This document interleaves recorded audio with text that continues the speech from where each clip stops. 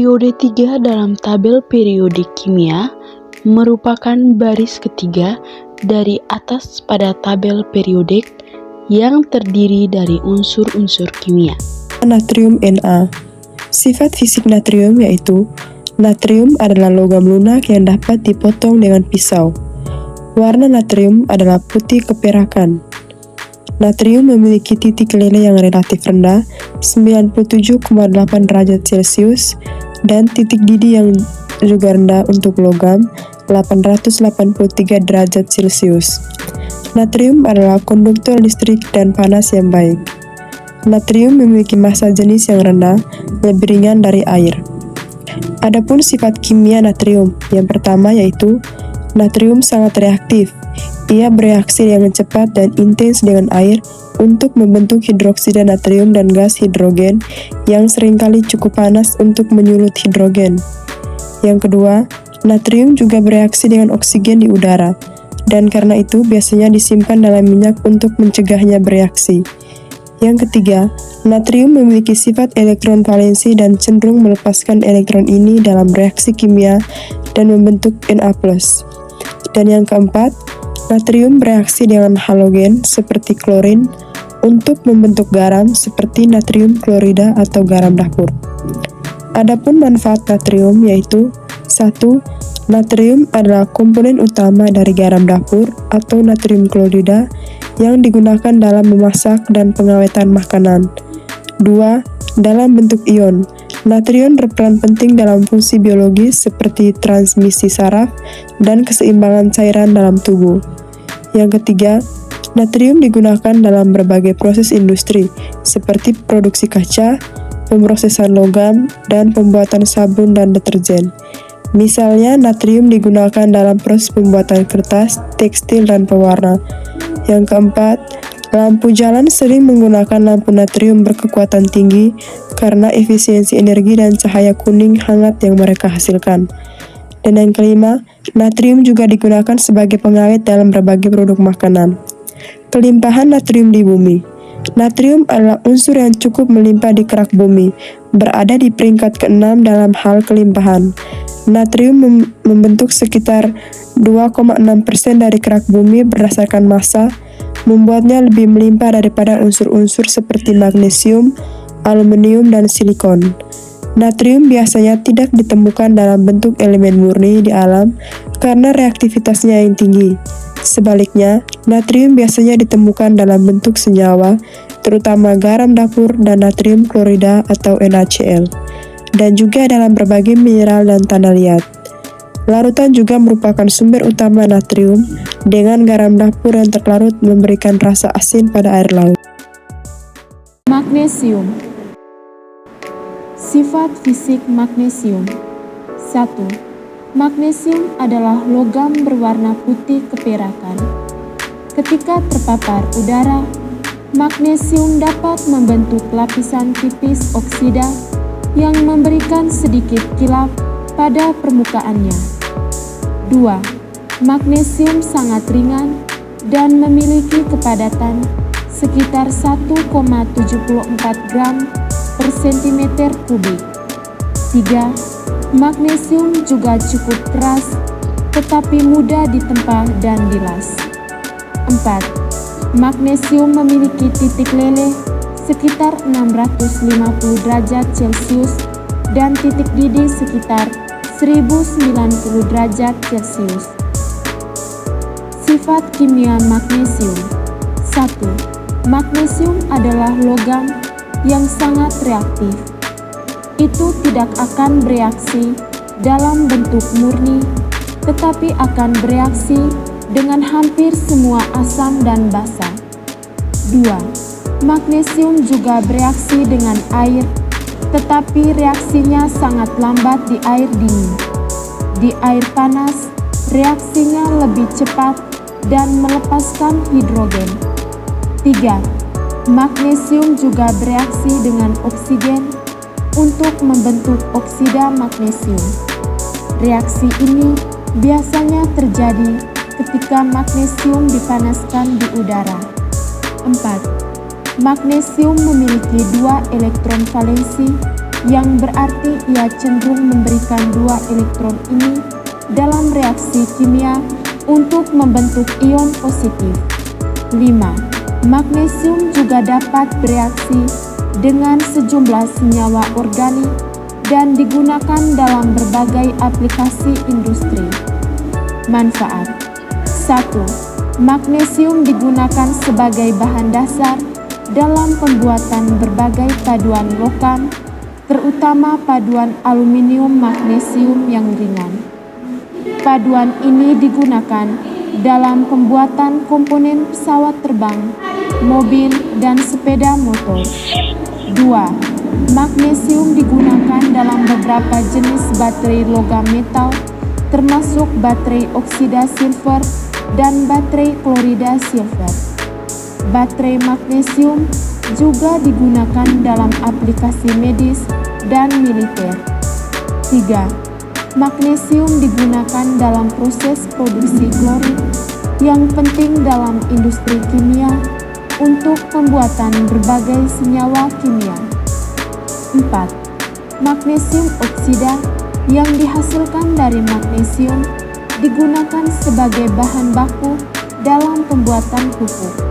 5. Magnesium diperlukan oleh tubuh manusia sebagai mineral esensial.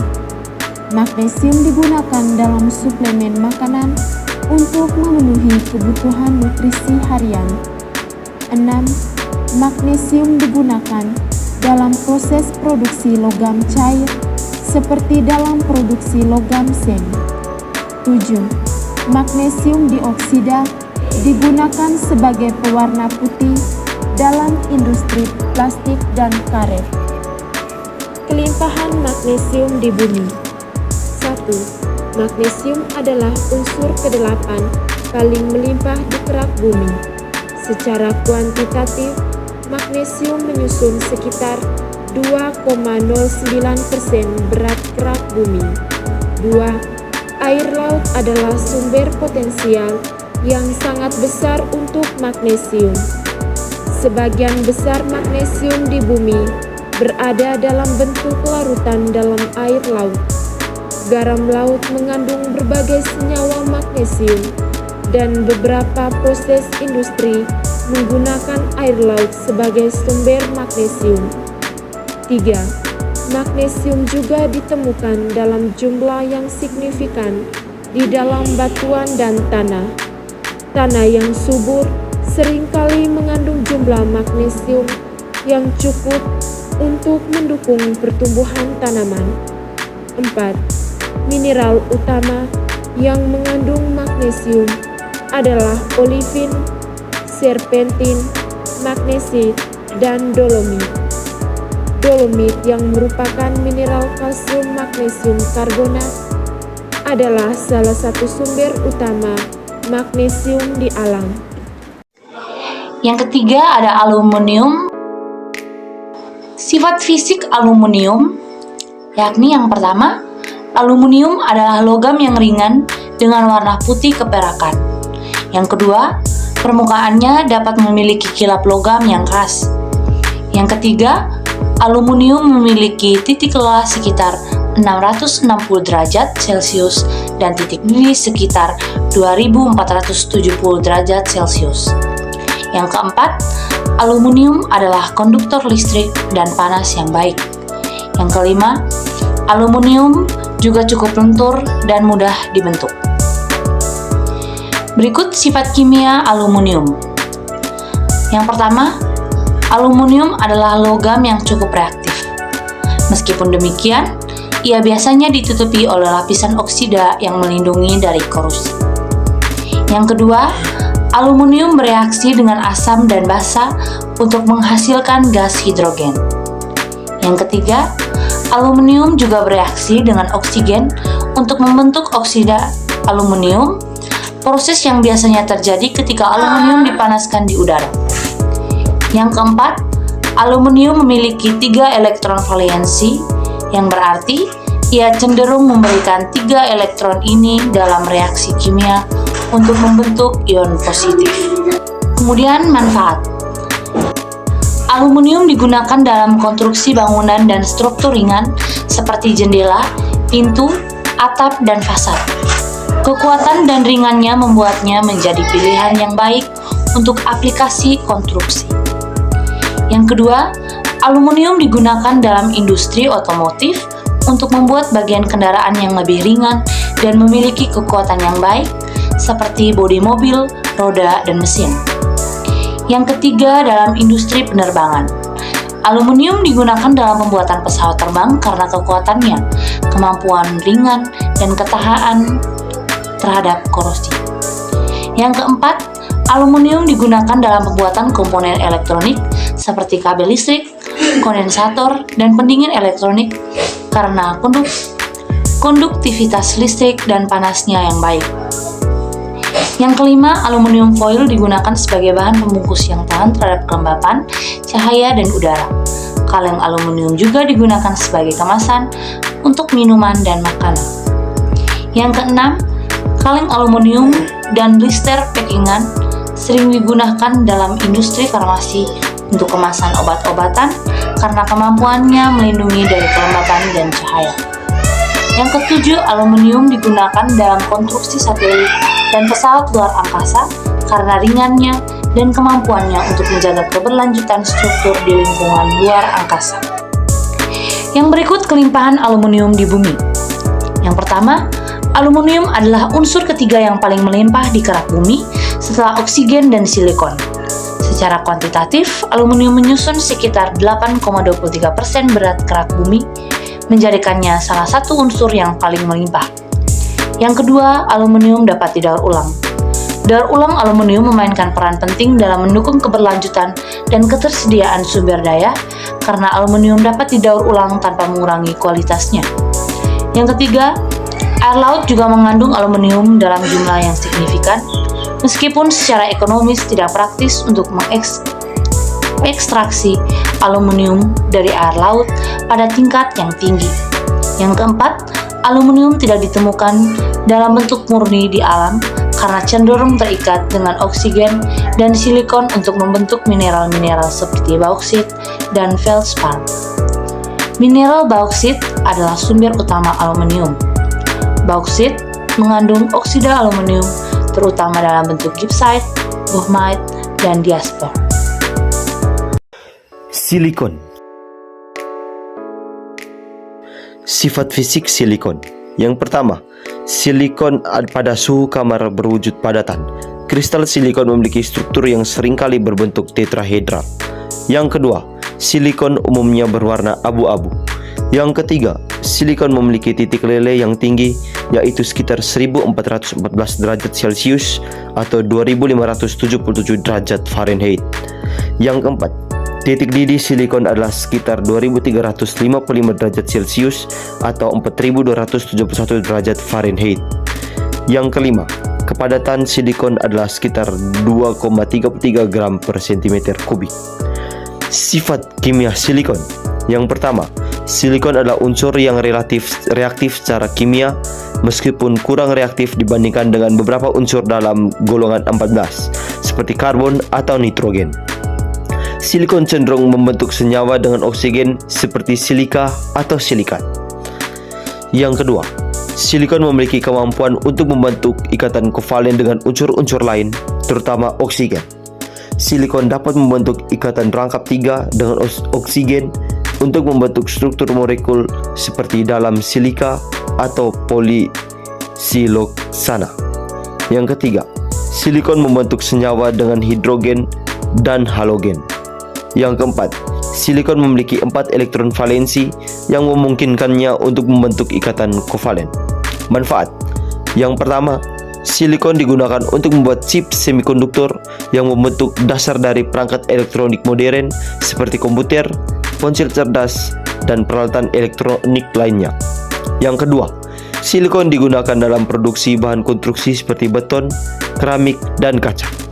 Silikon dioksida atau silika dapat diintegrasikan ke dalam bahan-bahan ini untuk meningkatkan kekuatan, ketahanan terhadap panas, dan sifat mekanik mereka.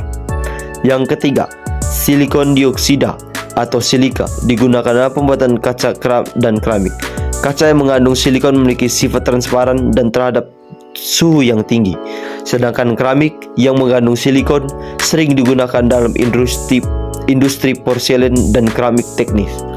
4. Gel silikon digunakan dalam produk-produk olahraga dan kesehatan seperti sol sepatu, bantalan khusus untuk pelindung sendi, dan produk medis seperti payudara silikon dan rekonstruksi payudara.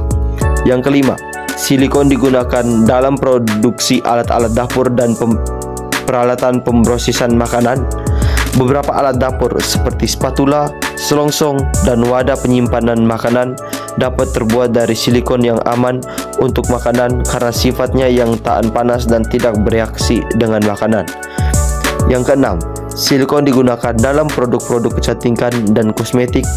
Silikon dapat ditemukan dalam bahan-bahan seperti produk perawatan kulit, produk rambut, dan make up. 7.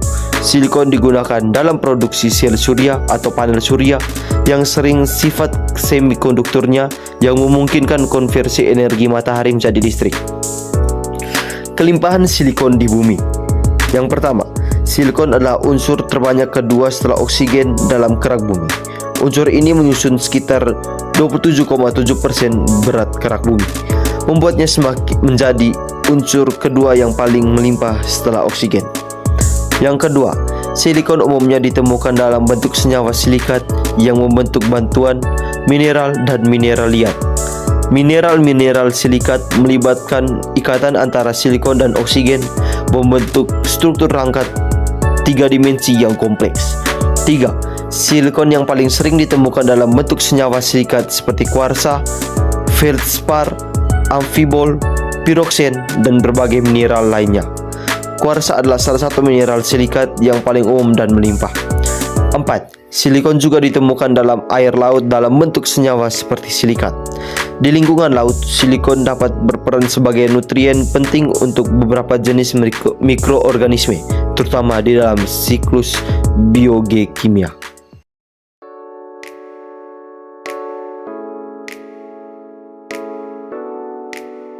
Fosfor adalah unsur non-logam yang memiliki beberapa alotrop termasuk fosfor putih, fosfor merah, dan fosfor hitam. 2. Fosfor putih berbentuk padat, warna putih, bercahaya dalam gelap, dan sangat beracun. 3. Fosfor merah adalah padatan yang tidak beracun dan tidak bercahaya. 4. Fosfor hitam memiliki struktur lapis yang mirip dengan granit dan merupakan konduktor listrik yang baik. Fosfor sangat reaktif. Fosfor putih akan bereaksi dengan oksigen di udara pada suhu kamar, sementara fosfor merah dan hitam kurang reaktif. 2.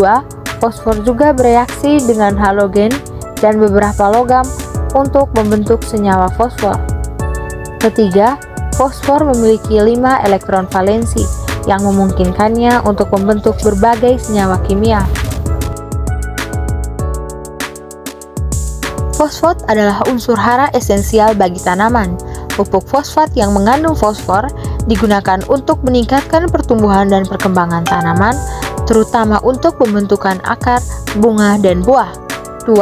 Fosfor adalah komponen utama dalam struktur asam nukleat, yaitu DNA deoksiribonukleat dan RNA atau asam ribonukleat yang membawa informasi genetik dalam sel.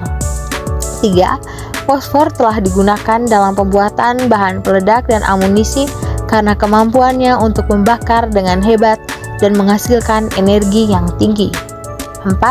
Beberapa senyawa fosfor seperti fosfat digunakan sebagai bahan tambahan makanan dan mengatur keasaman dalam industri makanan dan minuman. 5. Fosfor telah digunakan dalam pembuatan kembang api dan bahan api karena sifatnya yang dapat menyala dengan api yang intens. Kelimpahan fosfor di bumi. Pertama, fosfor adalah unsur ke-11 yang paling melimpah di kerak bumi. Secara kuantitatif, fosfor menyusun sekitar 0,1 berat kerak bumi. 2. Fosfor dapat ditemukan dalam bentuk mineral fosfat seperti apatit, kloropatit, dan fluoropatit. Sumber utama fosfor yang digunakan dalam pertanian berasal dari fosfat alam yang diekstraksi dari deposit fosfat. 3. Fosfat juga terdapat dalam air, terutama dalam bentuk fosfat. Air laut mengandung fosfat, tapi dalam konsentrasi yang lebih rendah dibandingkan air tawar. 4. Selain dari deposit alam, fosfat juga dapat didaur ulang dari limbah organik dan air limbah. Daur ulang fosfat adalah langkah yang penting dalam menjaga keberlanjutan dan ketersediaan sumber daya.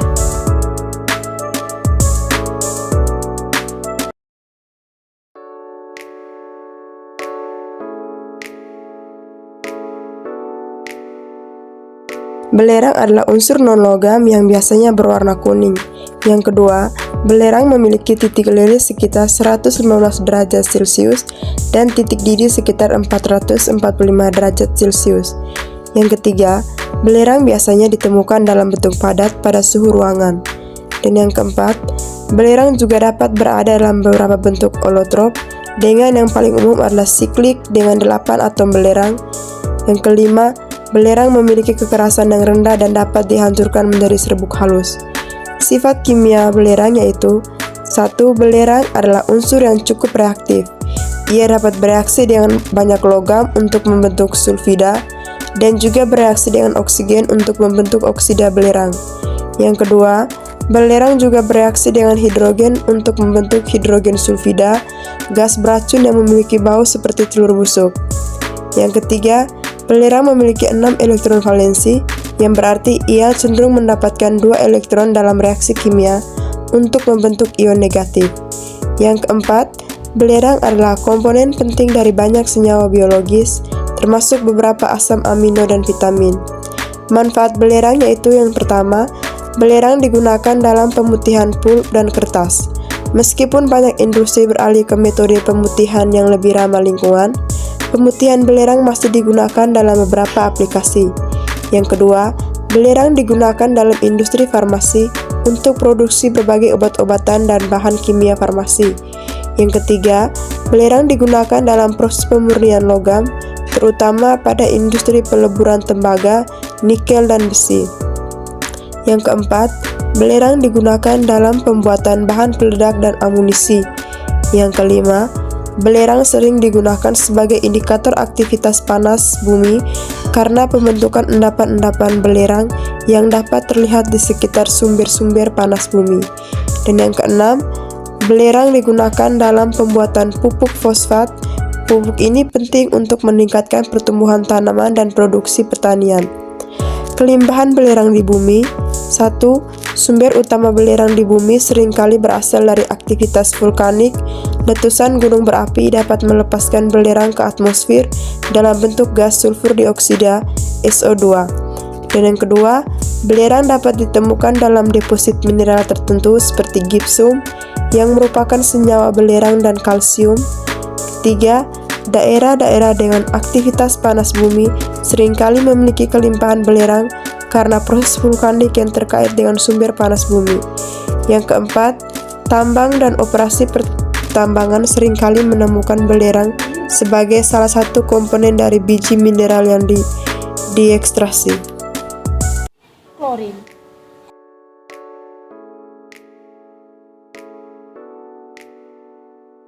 Klorin adalah gas berwarna hijau kuning dengan bau yang kuat dan menyengat. 2. Klorin memiliki titik didih sekitar min 34,6 derajat Celcius dan titik leleh sekitar min 101,5 derajat Celcius, yang berarti ia berada dalam bentuk gas pada suhu ruangan. 3. Klorin adalah unsur halogen, yang berarti ia adalah bagian dari kelompok unsur yang dikenal sebagai kelompok 17 di tabel periodik. 4. Klorin gas memiliki massa jenis sekitar 3,2 gram per liter pada suhu kamar dan tekanan atmosfer normal. Sifat kimia klorin. 1. Klorin adalah unsur yang sangat reaktif. Ia dapat bereaksi dengan banyak logam dan non-logam untuk membentuk senyawa klorin seperti natrium klorida atau garam meja. 2.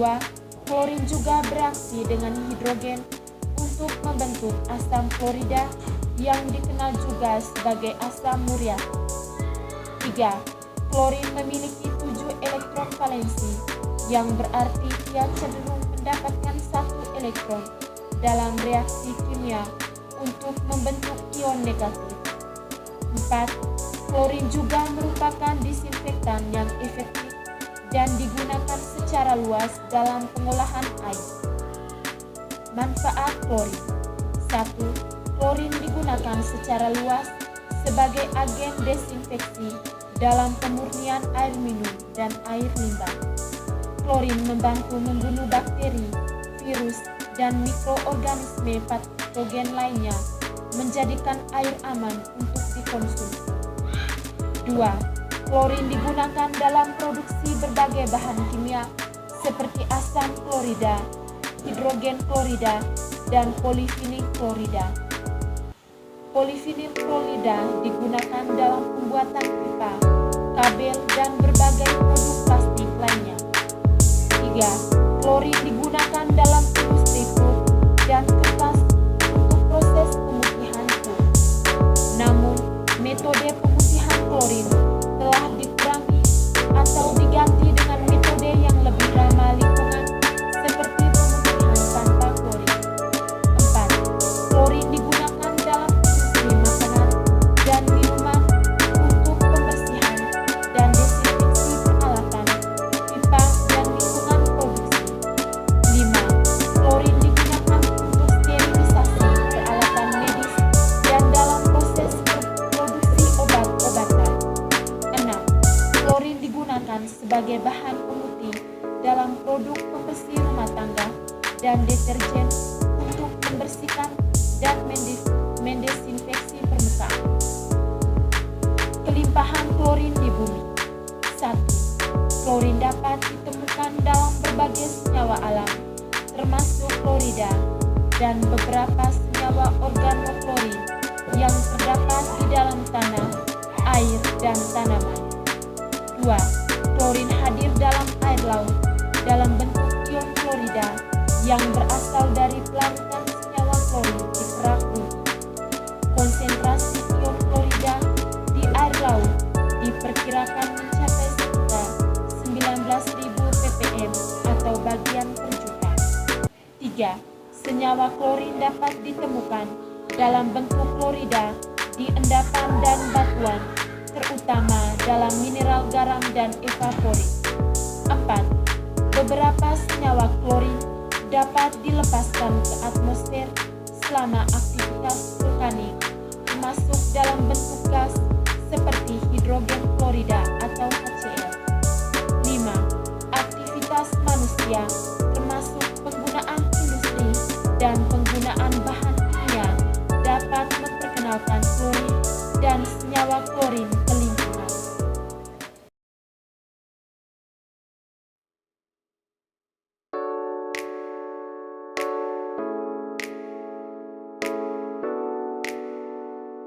Argon adalah gas yang tidak berwarna, tidak berbau, dan tidak berasa.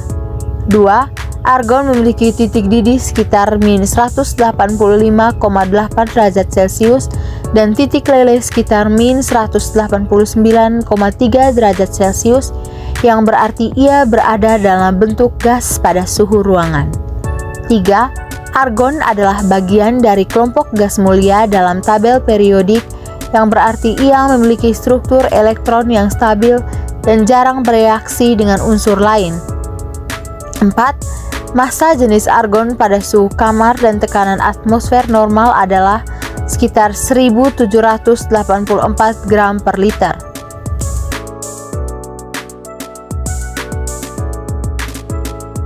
Argon adalah unsur yang sangat tidak reaktif. Ini adalah salah satu gas mulia, yang berarti ia memiliki 8 elektron valensi dan cenderung tidak membentuk senyawa kimia dengan unsur lain.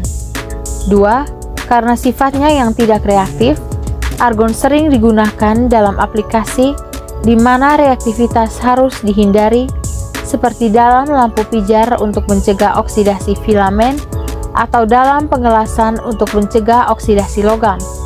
3. Meskipun argon sangat tidak reaktif, ia dapat membentuk senyawa dengan fluor dan beberapa unsur lainnya di bawah kondisi tertentu. Salah satu aplikasi utama argon adalah sebagai gas pelindung dalam proses pengelasan. Argon digunakan untuk melindungi logam yang sedang dilas dari oksidasi dan senyawa lain selama proses pengelasan. Ini membantu menjaga integritas logam dan meningkatkan kualitas hasil pengelasan. 2.